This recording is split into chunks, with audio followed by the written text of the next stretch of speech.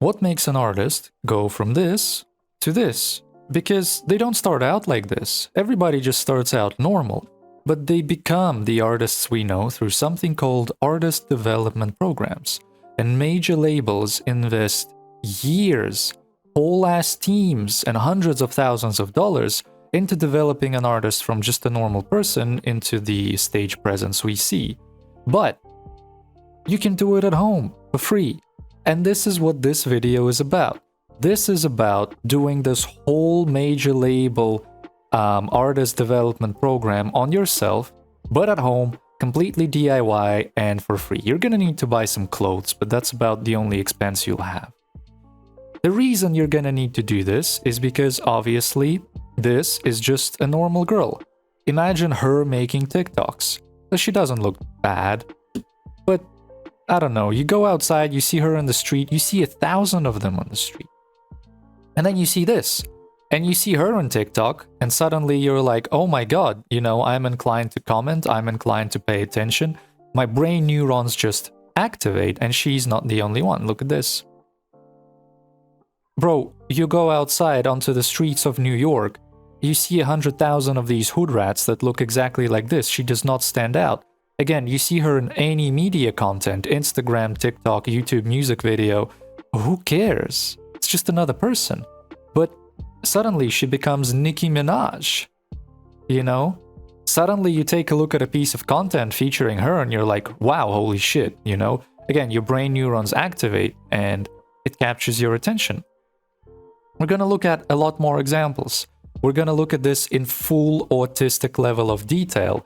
And actually, this is the only video on YouTube. Like, I looked up, I had the idea to make this video, and I looked up artist development. Not a single fucking person offers a full tutorial on this. So this is the full tutorial on this. And yes, I'm a VTuber. I'm speaking through a little 3D avatar because I'm an autistic man.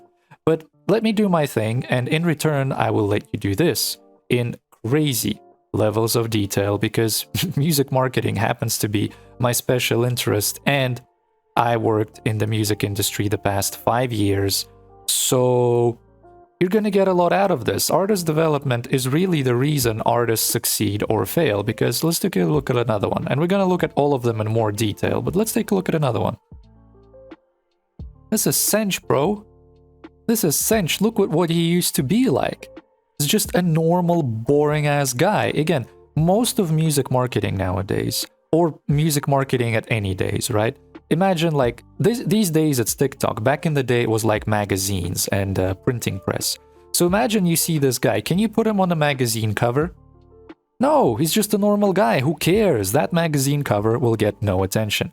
That TikTok will get no attention. That Instagram post will get zero attention. And this is the problem most young artists face, is because they start out just looking normal. You're regular people, which is fine. But today, you're gonna turn into this. And Sench is very important for a lot of reasons. A, Sench he did artist development without a label.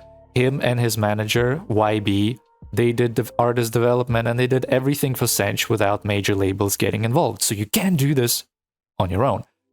And today you're gonna learn how. Because again, this guy you can put on a magazine cover.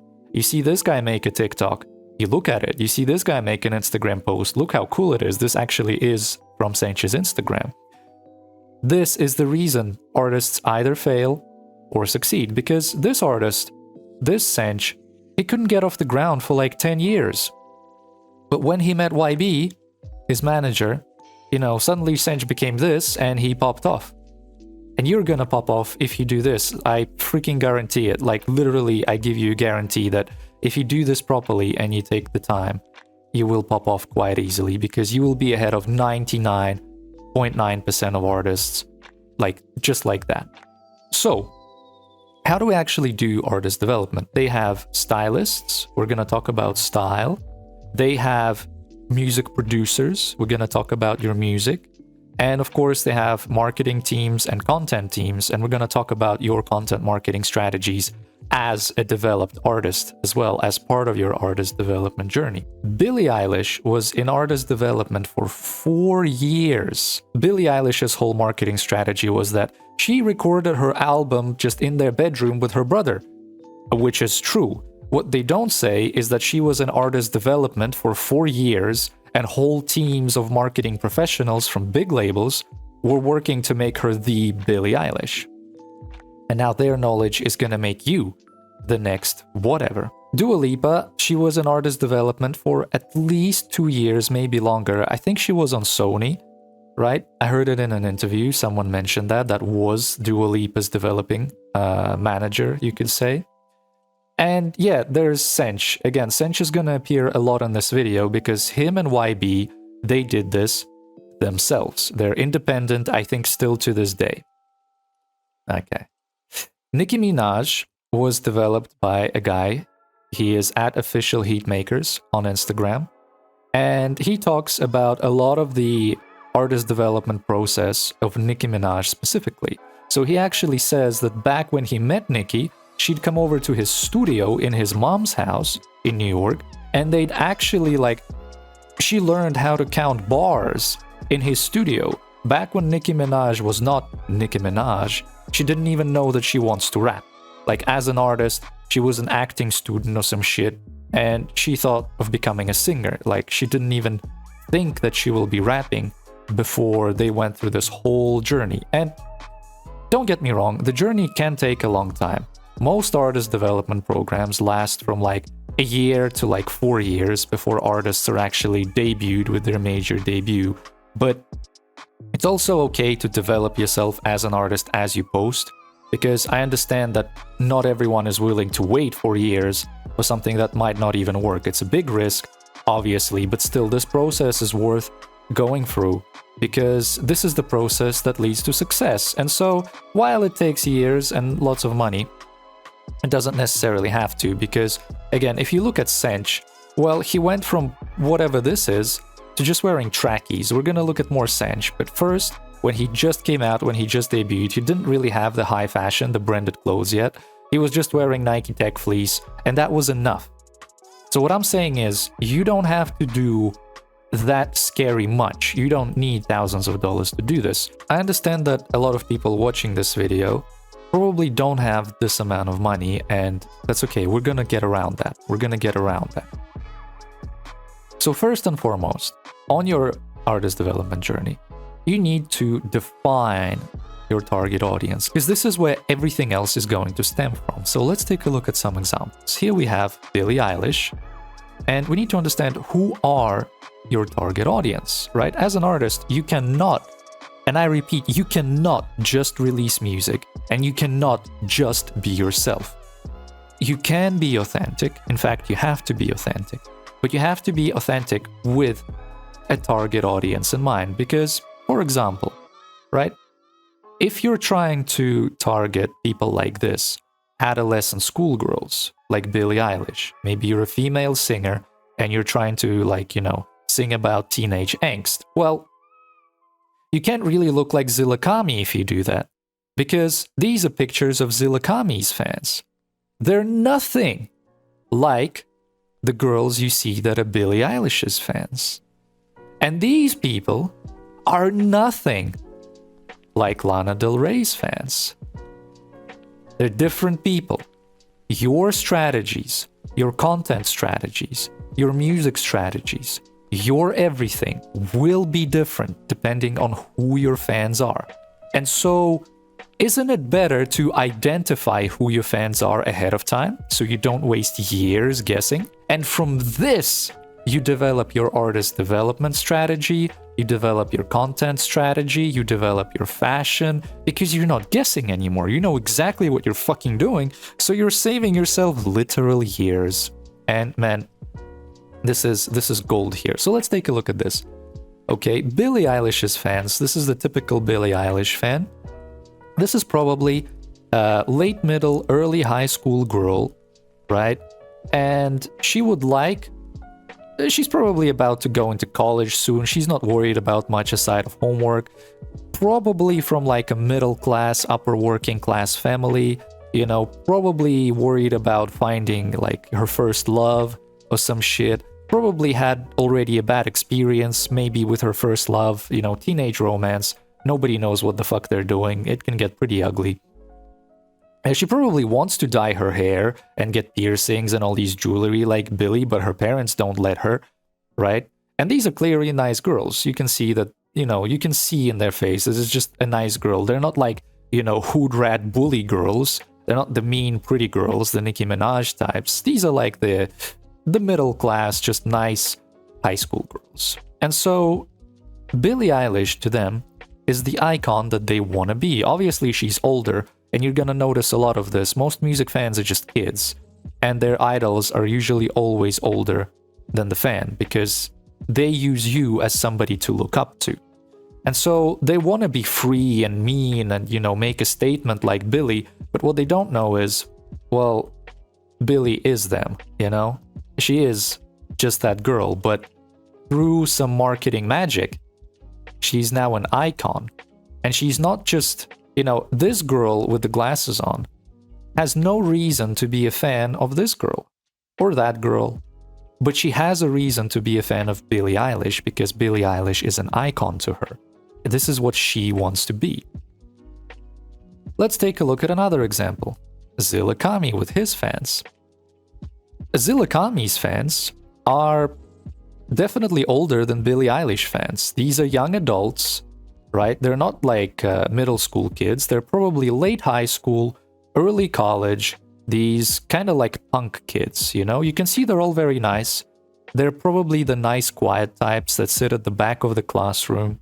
You can see that, they're kind and genuine. You can see that they're probably worried about the world. They probably don't fit into the society very well. They want to be punks, They probably don't fit into their classroom. They probably don't have many friends. Like, I'm just being real here, come on. And they kind of look like Zilla Kami. Like, this girl looks a lot like Zilla Kami in terms of fashion. They both have dreads, painted dreads going on. And so, as someone who knows that they're going to be appealing to these punks that are older, that are misfits, that are loners, that probably don't have many friends, that are nice guys, but the world is probably mistreating them because sadly lots of the world sees being nice as a weakness. As a Zilla Kami, well, you already know what to wear. You already know what to talk about in your songs. And again, this doesn't mean that you're fake. This means you know what to focus on. Because essentially, if you look at them, it's like I said, they are Zilla Kami. You have to be your target audience. You have to understand them so much to a point that you are them. But this journey is about identifying what those points are and focusing on them. Again, so you're not guessing, you're eliminating the guesswork. You know what these people are going to like, you know what these people are going to dislike, and that makes it really easy to brand and package yourself while still being authentic. I really believe Zilla Kami is like this, This is his authentic style. And for Billie Eilish as well, she's comfortable being this. She's not pretending to be someone else. They're real, but they're focused. And this is what you need as an artist. Focus. So let's take a look at some more examples, just so you get the clearest picture that you can possibly get. These are Lana Del Rey fans. And they're nothing like the previous people we've seen. These are older girls, probably in their final years of college or their early years of like entry-level position, social media manager, marketing girlies, right? They probably already had a few loves that didn't go well, a few scumbag boyfriends. They probably already went through a few breakups. They're probably still looking for themselves as adults, but they already have some idea of what they're doing. And in fact, they probably don't like what they're doing because, like your first everything, your first job is likely not something you're gonna enjoy very much. So they're probably in a bit of that, self-finding struggle still. And if you listen to Lana Del Rey's songs and look at her as an artist, well, that's exactly what she fucking talks about. Surprise, surprise. Nobody is an idiot, in this world. In the music business, there are no idiots. Idiots don't survive in this. Strategists survive in this. And these artists have good strategists. And today, I am your strategist. I am your Kong Ming, buddy. We're gonna get this for you. So, before we take a look at this one, we're gonna just take a quick look at Sench again. While these people are very specific, we've looked at very specific, Sench appeals to a slightly wider audience, but it's still specific. even if you have like a more poppy, kind of more popular sound, you still need to zero in on specifics. Because look, okay, so these are just, you look at these people, these are just the average young adults, like late teens, early 20s adults that you would see on the streets of UK. Just normal people, just trying to be trendy, they're nice, they got their whole future ahead of them. They probably want to be rich, they want some money, they're in their final years of college or in their early years of work, and Sench isn't too different. He's not wearing some crazy insane fashion, no. Look, these guys are wearing underpants and shorts. Sench is wearing underpants and shorts, but much cooler. This girl is just wearing jeans and like a normal top, like probably a t-shirt and a puffer jacket. Well, Sench is just wearing jeans and some kind of jacket, you know. It's not crazy or anything, but he's much cooler. And this girl, you know, just jeans and a shirt. And Sench is wearing much cooler jeans and a much cooler shirt. He stands out. He is her, but at the same time, on camera, on media, he clearly fucking stands out from the crowd. So this is what this video is about. We're gonna do this. But before we start, we're just gonna take a look at Dora real quick, because you have to be careful of this. Dora is actually a Russian artist. She's very popular, but back when she debuted, she looked like this. And look, it probably appeals to like early high school girls that are like old girls, you know, they're trying to find themselves. So basically young girls, essentially. This is kind of thing you'd assume, right? Look how many fucking guys, just look how many guys are at Dora's concerts. A large chunk of Dora's target audience actually turned out to be guys, which is not something anyone thought about. And so, when her label realized that a lot of her fans are this guy, right? They changed her artist style. This obviously appeals to this. So first they started, you know, developing her as an icon for young little girls, kind of like Billie Eilish. They noticed just how many dudes simp for her and like her, and they changed the strategy. This is extremely important. This is extremely important to understand. Depending on who your target audience is, your strategy can evolve. And also, as an artist, when you do one thing, you don't have to stick to it forever. You can evolve with every album, with every project. You develop yourself more and more, and you tailor yourself to your target audience more and more as you get to understand them better. So this is a continuous thing that you always have to do. And now we're going to start doing it. First thing you want to do is you want to look at an artist that you're kind of sort of similar to, and you want to scope out your target audience on IG. So when a fan takes a picture with an artist, they obviously tag the artist. And so you can go on Instagram, artist profiles, and you can look on their tagged posts, and you can see their fans' profiles. So what you need to do, your first step that you have to do, is you have to try and figure out, just look at a bunch of these profiles, look at as many as you can, and just try to understand who these people are. Try to get to know them, try to understand their life, try to understand who they are as people. Just literally go through the artists tagged, go through those profiles, and just get a better understanding of these people. Try to understand as much as you possibly can about who this person really is. What does she like? What does she dislike? What does she dress like? What does she not dress like? What does she probably hate? You know, what kind of food does she probably eat? What kind of everything? Just everything. Just learn as much as you possibly can. And with step one out of the way, and knowing who your target avatar is, you're gonna start dressing. Hell yeah, baby.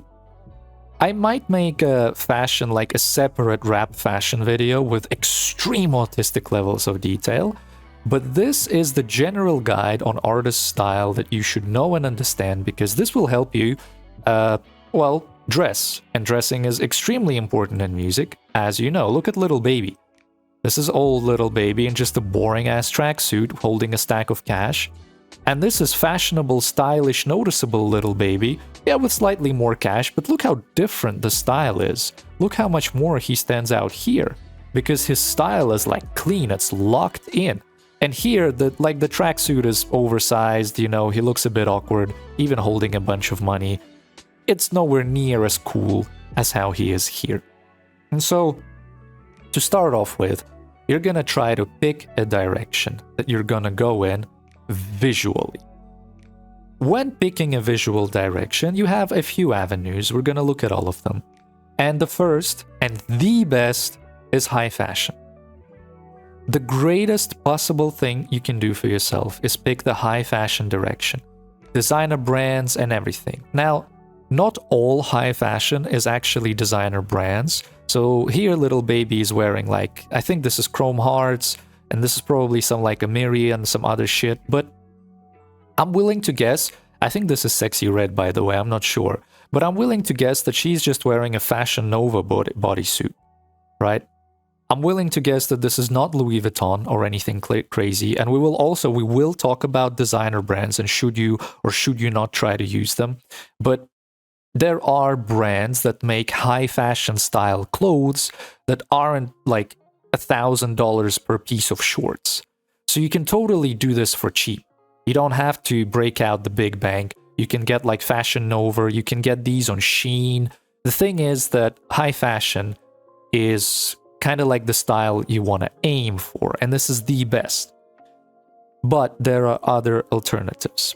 I guess I shall quickly cover the reason, like the upsides and downsides of each style as well. So the reason high fashion is the best style is it instantly sticks out. People don't walk around like this on the street. These are not people you see on the street. So you see them on an IG post, you see one of these people making a TikTok, you're gonna stick around because you notice them. This is interesting. They look good. Fashion is a big part of music. And high fashion, as an upside, you stick out, which is great. On the downside, you have to learn to get comfortable to walk around like this and really own this image. I understand how most regular people, they can't just slap something like this on and start walking around day one. You might have to take some time, you know, getting comfortable and really finding your style in this avenue, but it's as worth it. Trust me, high fashion, top tier, triple S tier. But there's also casual fashion. The upside of casual fashion, and look, Little Baby looks good, it's just shorts and shirt, he looks good. But the downside of casual fashion is that without good accessories and without fun prints, either branded prints or like some crazy fun prints on your casual clothes, you risk looking boring like Little Baby in this picture. The risk is that casual fashion, you fuck it up by looking plain and looking forgettable. As an artist, you want to look noticeable, this is your bread and butter.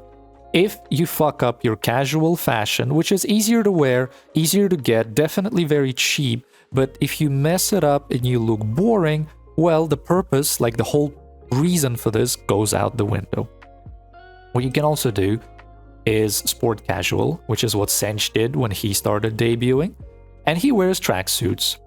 And I think colored Nike Tech paired with like colored shirts and colored sneakers is a great way to go. If you're a European artist, this could be something you're looking at. In America, they don't really wear trackies as much. They wear like jeans and stuff and like this kind of stuff.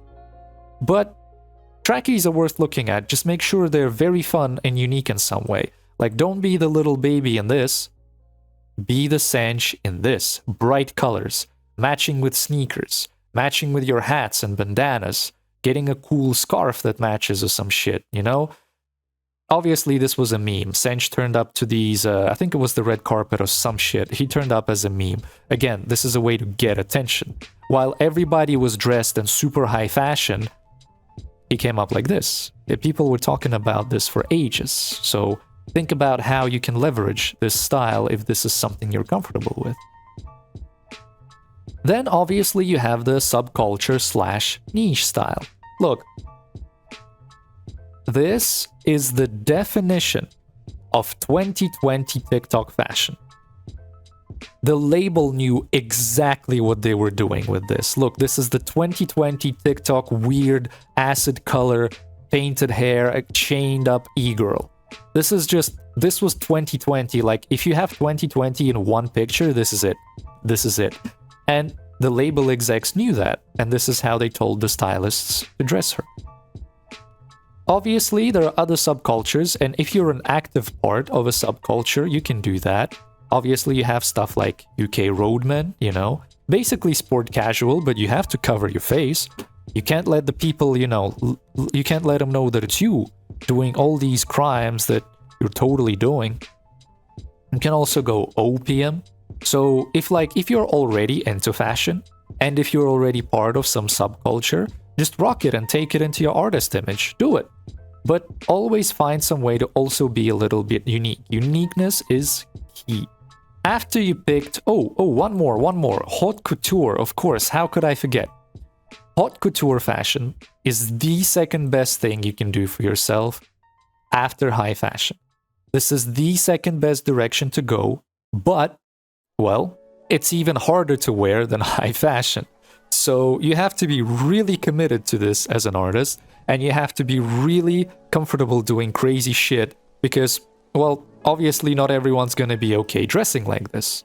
The upside of haute couture is it sticks out like a sore fucking thumb, which is exactly what you want. But the downside is just 99.9% of people are gonna be extremely uncomfortable doing this, which is okay, but it is worth it. Haute couture is extremely worth it, and picking this direction will do you a lot. But obviously, you know, being comfortable is still important, and you have to be a natural. If you don't feel natural, or you don't think you can ever, like even down the road, you think you can never embrace yourself looking like this, then don't really worry about it and go for something else. After you've picked the direction in which you want to go, the next thing you want to do is make it click. To make your fashion click and make it look good, you have to first consider your body type. Because, look, these are the common body types, right? For girls and for boys. If you're an ectomorph, trying to dress like an endomorph, you're gonna look fucking stupid. You're gonna look like a hobo in rags. And unless that's what you're going for, that's just not gonna be good. But if you're an endomorph, like Rick Ross, and you try to dress like these Atlanta skinny jeans motherfuckers, you're gonna end up looking like this. Which is... You're gonna have the Mike Wazowski look, which is not something you want. Again, unless this is what you're going for, but I think it's fucking stupid, you know? You have to be really fucking careful. You have to consider your body shape when you dress. If you are like Rick Ross, find a celebrity that's big, like Fat Joe, Rick Ross, them kind of people, and get inspiration from them. If you are a skinny motherfucker, find a skinny motherfucker celebrity and get inspiration on style from them. If you're a mesomorph, like a naturally muscular kind of dude, well, you look good on anything. You even look good shirtless, like Wiz Khalifa here. Look, here he's like a skinny dude, which isn't terrible, but he's a bit awkward. He's a little bit awkward. And here he's a fucking tank. He looks amazing. And literally, a good physique is so good. Your fashion, like any clothes are gonna fit you real well. You look good in anything. You look good without clothes. A good physique is something you should do for yourself if you can. If you like hit the gym, this is gonna be great. This is gonna do you a lot of justice and give you big returns. Not just in terms of health, but in terms of easily rocking any fashion you want. And when you figured out what your body type is, next thing you need to do is you need to color code your fashion. Okay? I personally, and this is not me, but I personally have a black, white, and gray wardrobe with like only a few pieces that have any color. And this is very good because it's very easy to build a black and white wardrobe. You're only working with two colors. You don't have to fucking worry about, you know, color wheels and color theory. But we are gonna look at this in case black and white isn't your thing. And black and white is elegant, but it's definitely a little unnoticeable. Being colorful is good as an artist. So basically the first thing you want to consider is warm colors and cool colors. If your main piece is a warm color like this, right? So here they're working with the Fendi Alba color. If it's a warm color like this, well, you have to wear other warm colors to go with it. This is a warm color. This is a warm color. Their accent color is a really warm orange here. You know, the really warm dark browns. And so it goes well together by default, just because the colors are both warm, right? Even her red little shoes look good because it's a very warm cherry red that just goes well with everything else. If you're wearing cool colors, well, you need to wear all cool colors. That way you definitely won't look stupid. So this guy has got the Pantone like beige pants, and he's got the Pantone like, it is sort of like, it's leaning towards maroons and browns and beiges somewhere in between, right? And his shirt is gonna look good, and everything is gonna look good so long as it's within one color tone. Now, you don't have to dress in just one color, like one type of color. You can also have contrasting colors like Tyler the Creator. And Tyler the Creator looks awkward. That's his whole image, that's his whole shebang. And contrasting colors will make you look awkward because this brown with this blue, they're very contrasting, right? But for him, that's the whole point. This blue actually clashes with the yellows and the browns. So the yellow and the brown goes really well together. But the light blue actually clashes, and that's what makes them stand out.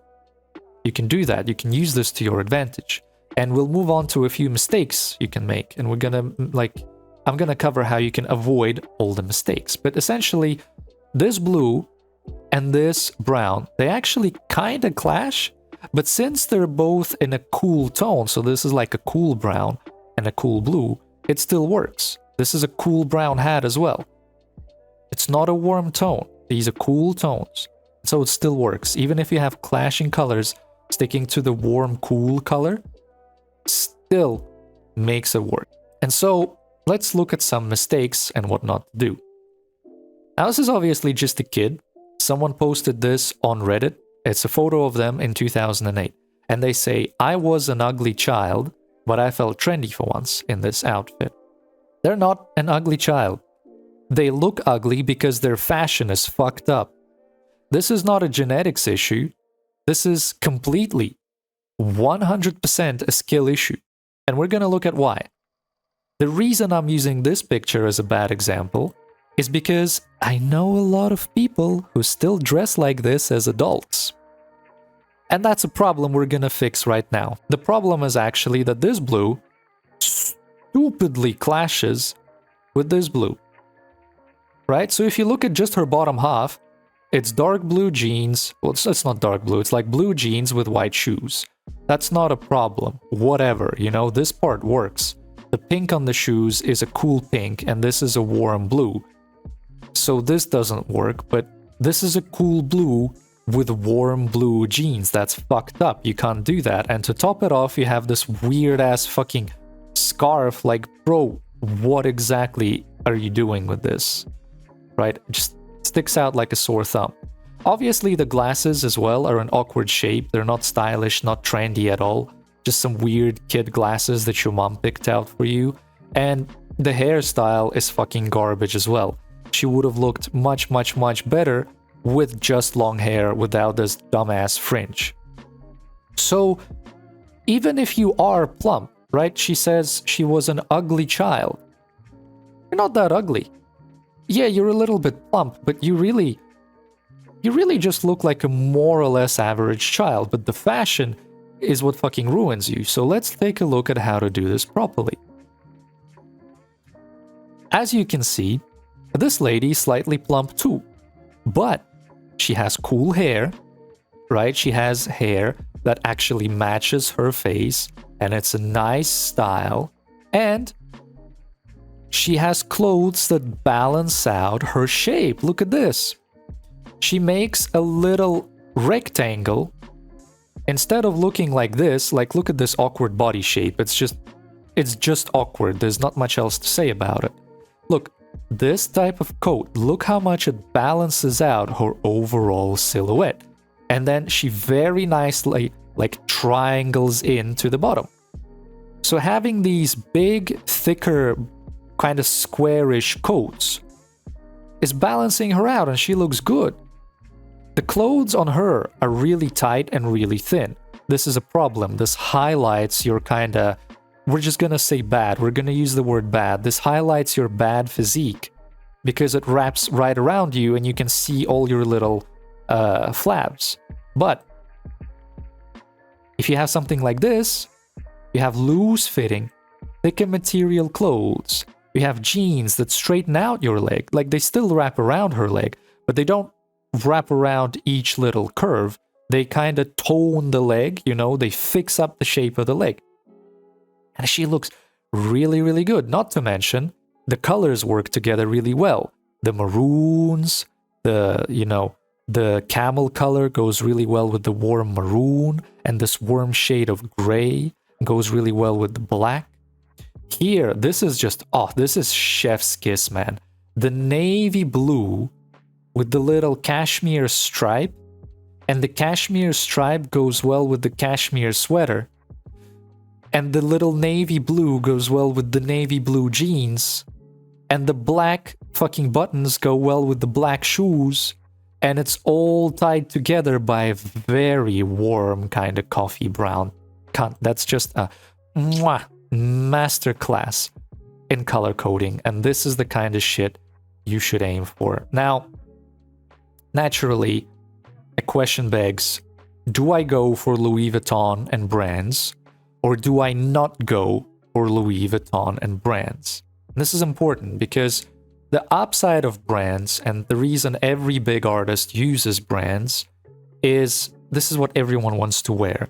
And so it boosts your engagement fucking tremendously.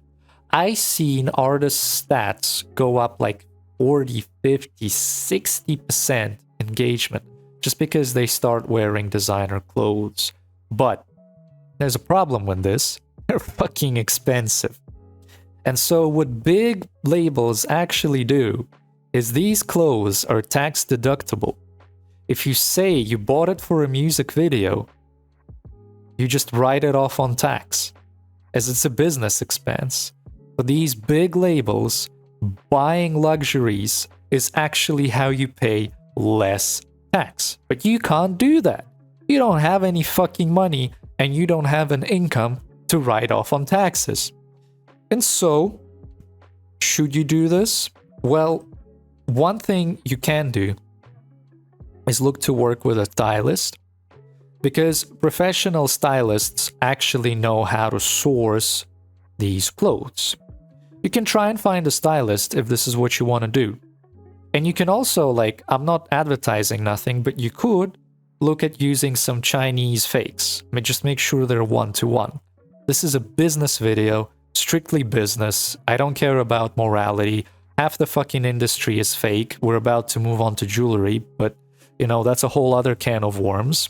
The problem you want to avoid is if you're using fakes and if you're using designer brands, but you're not actually rich and you can't portray a rich image with cars and chains and houses and all that other stuff, well, you risk looking like a fucking idiot.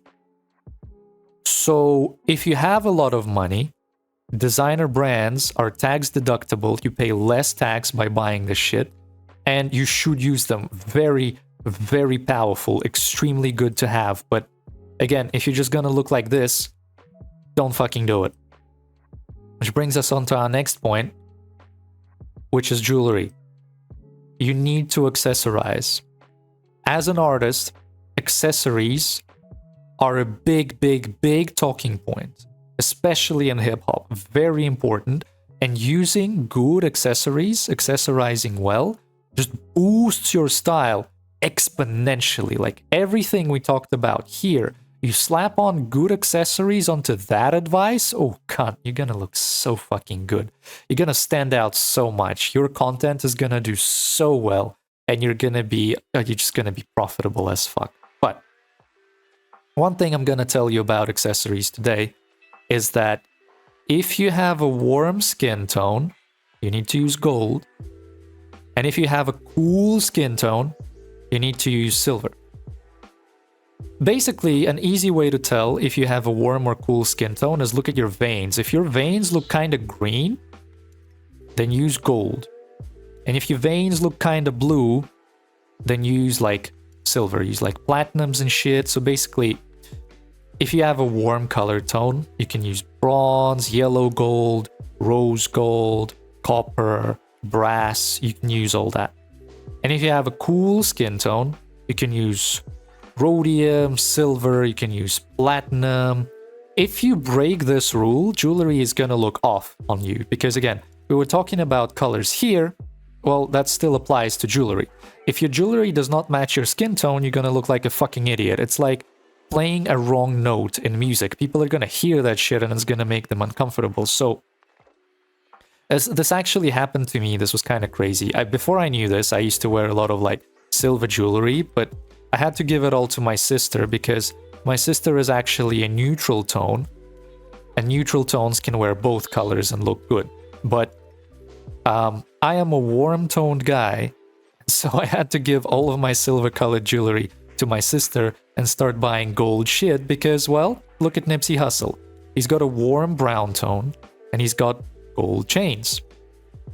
So it works. Here you look at Cardi B. Well, her skin is actually kind of cool. She's got a cool brown. Like, don't look at her face. Her face is caked up. It doesn't matter. But if you look at her titty veins, they're definitely like dark kind of blue or neutral at best in color. So she can pull off wearing silvers. Now, very, very important things. And rappers, I'm sorry for busting your chops. Maybe 20% of jewelry in the music business is real. Just think about this. You have these pieces that rappers, they claim are like, oh, this cost me 400, 500k. Cunt. That's a tremendous fucking expense. As a person running a business, no reasonable person is ever gonna bear that fucking expense as a business, because you put that shit on your balance sheet and your accountant is gonna slap you. He's just gonna, oh my god, your like label manager, fucking literally everyone who knows you is gonna spit in your face if you buy a 500k jewelry piece, even if you make like $1 million a year. It's just not something you do, cunt. That's how you fucking go bankrupt. And so maybe 20% of jewelry is real. And you're gonna say like, oh, but I see all these videos and they're doing like diamond checkers and everybody obviously claims that their shit's like the real deal. Well, I'm sorry to break it to you, but all moissanite passes diamond testers. Right? If you can buy this for like $400, or you can buy this for 400k, VVS diamonds, or you can buy this for $400 with moissanite that passes diamond testers. As a business owner, as a person who's constantly thinking income and revenue versus expenses, which fucking one are you gonna buy? And it's like I said, this watch is fake. Probably all this other jewelry is probably fake too, especially the earrings. Like, that's fucking stupid. Who would actually buy earrings like that for like 20, 30, 40k, you know? As a business owner, it's just not something you do. And so a good place to buy jewelry is actually Drippy Amsterdam. And this is not sponsored. This is a free shout out because I know a lot of your motherfuckers want the information of this. This is free. Drippy didn't pay me for this, but Drippy have very, very high quality moissanite jewelry. And they are drop shippers. I'm pretty sure they ship from China, even though they say they're in Amsterdam. But I've had a very good experience buying from Drippy. I wear Drippy pieces. And if you're looking for chains and rings and whatever, Drippy is a good place to start. So, again, the problem is, if you're gonna use accessories and you look like this, are they real or fake? Well, it's easy to say. It doesn't matter. Because if you look like this, like little baby, Is it real or fake? Is his chain real or fake? It literally doesn't fucking matter because he's standing next to a G-Wagon. A Brabus G-Wagon. So even if his chains are totally fake, nobody will ever catch on. And it won't matter because, you know, he's portraying money through other means. But if you're just a broke-ass motherfucker living in the hood, you know, you live in the trap, and you start trying to look like Cardi B over here, well, again, you're gonna look like a fucking idiot, so don't do that. Be sure to balance out your look and make sure the image you're portraying is coherent. The next piece of your attire is your hair. And with hair, the general rule is, it is your biggest talking point. As an artist, you benefit so much from having crazy hair. Because this is what people remember you by. This is a crazy fact, but we actually recognize people first by their hair. You look at a person, and like maybe you've only met them once or twice before, the first thing you look at is their hair, and this is how we actually recognize people. So if your hair is recognizable, and if your hair is a talking piece, literally, the crazier the better. You're an artist. Being on stage and having people look at you is your job. If you have like a shitty boring haircut, you're not doing yourself any favors. I understand that getting hair like this if you work in accounting can be like a little bit difficult, but the bigger and crazier you can get away with, the straight up better. And another thing, if you're doing like braids, look at Pop Smoke's braids. Nobody else wore braids like Pop Smoke. So even if you do something like braids, or if you want a more tame hairstyle, if you want a more tame hairstyle, still find a way to make it unique. Because Pop Smoke's braids, I thought they were fucking stupid when I first saw them, and frankly I still think they're kinda dumb even now. And a lot of people do too, and it creates conversation, and conversation is your fucking bread and butter, because that's how the algorithms pick you up and carry you to the moon. Okay, we're done with image branding now, and based on everything we did in the previous steps, we're ready to start making a content strategy. Now, what is the perfect content strategy for a well-developed artist? Well, the only thing you really need to do is communicate your lifestyle. This should be the core of your every fucking move on social media. Your Instagram, your shorts, your music videos, your everything. You have to communicate your lifestyle. So let's take a look at some examples. These are screenshots from Lithe, or Lith, I'm not sure how to read that, but he's an artist from Melbourne, I think. And if you look at these shots, well, you can tell pretty easily what kind of lifestyle he lives. He's obviously either rich or he hangs around rich people. And this lifestyle is incredibly easy to convey. Parties with girls, he's like doing crazy shit, you know, he got hot women, he got friends with big chains and money. And if this is what he really has, this is an incredibly powerful strategy that gives you tons of engagement. Everything rich, everything expensive, just sends your engagement through the fucking roof. But let's say you don't have that. That's okay. You can convey another lifestyle. This is 34 Murphy, a French artist. And he's a trap kid, you know. He's really all about that block life.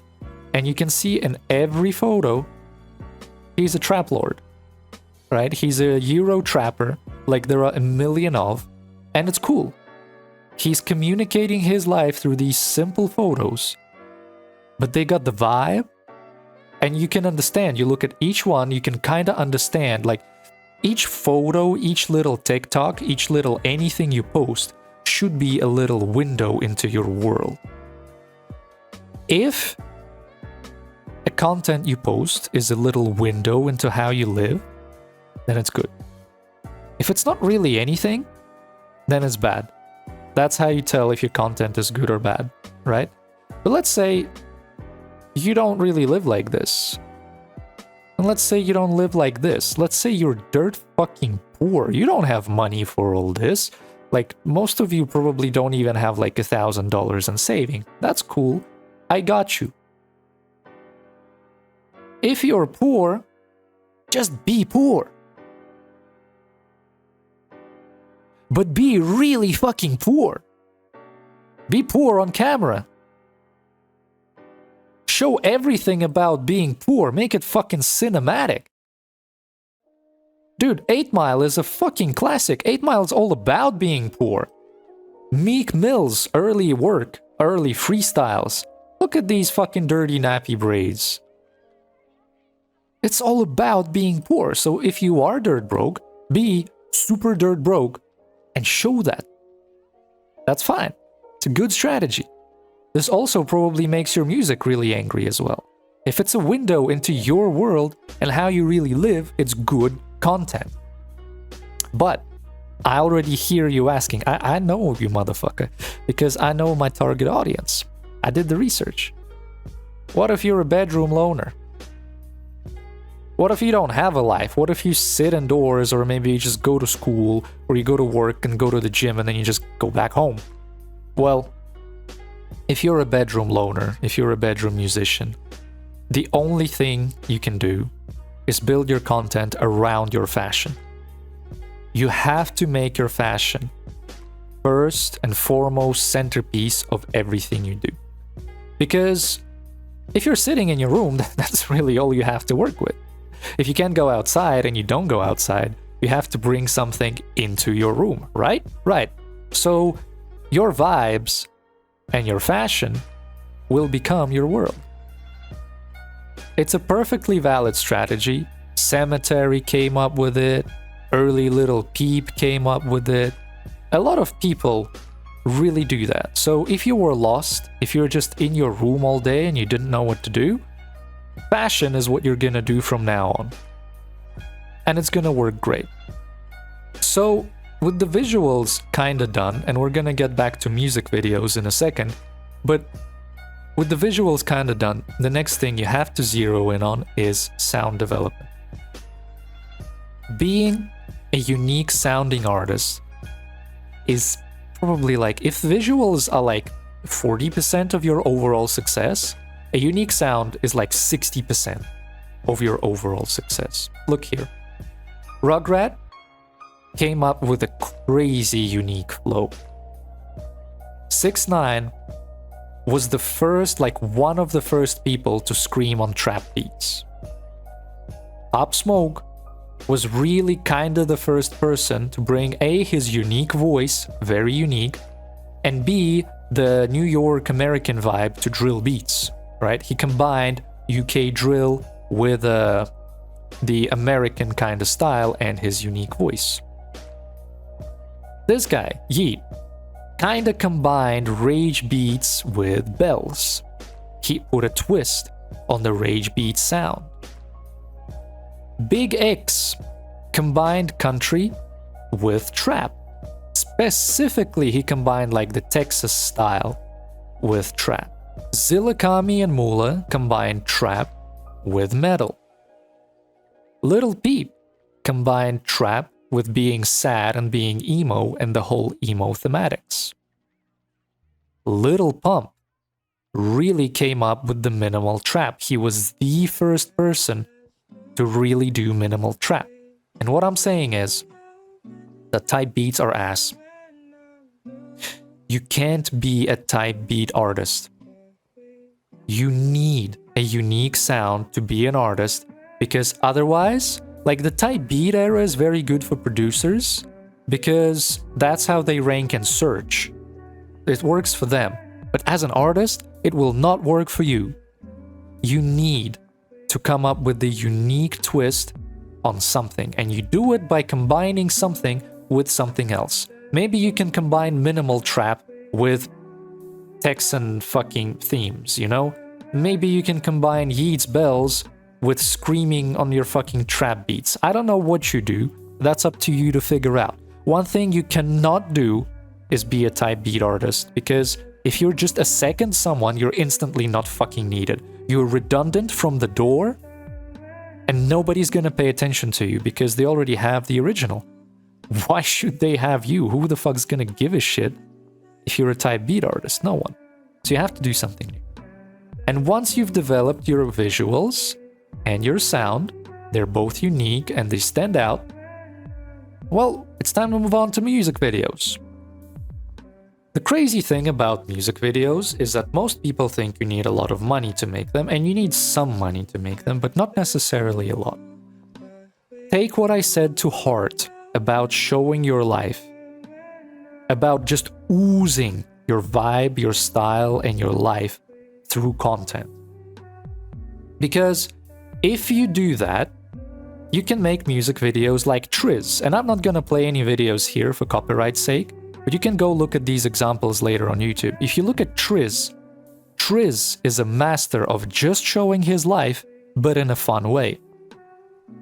Cemetery was just showing his life in his kind of like slightly insane personality, but with like some cool aesthetics and some cool, like slightly mysterious way. That's all he did. Little Peep and Little Tracy in their early days, all they were doing is they were just showing their life and their fashion. Witchblades, look at Witchblades, the music video. Fucking awesome, it's a good music video, but it's just them flexing at home and flexing in the neighborhood. And the difference between flexing at home being good and flexing at home being bad is everything else I talked about previously. So if you forgot, go and rewatch it. Right? So essentially, your vibe, plus your fashion, plus your life, plus your unique music equals getting noticed. I 100% guarantee you that if you do everything I said here, you will grow like exponentially. You'll grow so fucking fast. Like, just take, I don't know, take at least a month to really sit down and plan all of this out for yourself.